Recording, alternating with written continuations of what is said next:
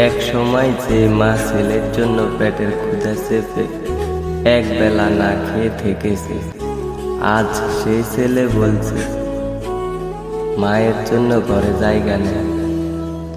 ভিড়ের মাঝে দাঁড়িয়ে কেউ মায়ের চোখের ভাঙ্গাচুরা স্বপ্নগুলো দেখতে পায় না, কিন্তু মা স্পর্শ শুনতে পায়।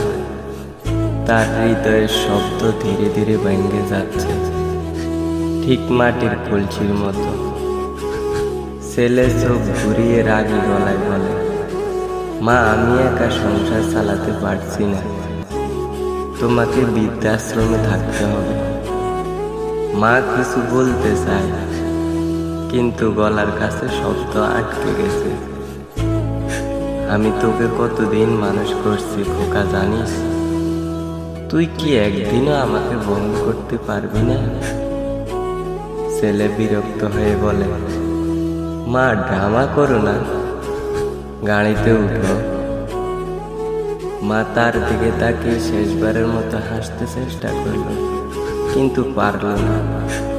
শেষবার মা বলল, বাবা তুই একদিন বুড়ো হবি, সেদিন যেন তোর সন্তান তোকে এই কথা যেন না বলে। চোখের পানি চেপে ধরে মা নিজের ব্যাগটা তুলে নেয়।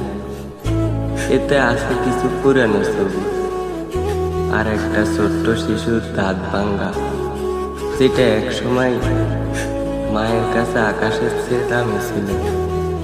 মা বেরিয়ে যায় ধীরে ধীরে, তবে দরজা ফেরতেই একটা ছোট্ট নাতনি দৌড়ে এসে, দাদি তুমি আসবা আবার? তো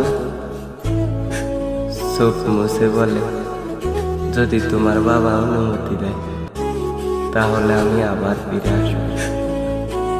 মা বাবা এক সময় আমাদেরকে খাওয়াইছে, পড়াইছে, মানুষ করছে। এখন মা বাবা টাকা পয়সা দিতে পারে না, কিন্তু আমাদেরকে তো দোয়া দিতে পারে।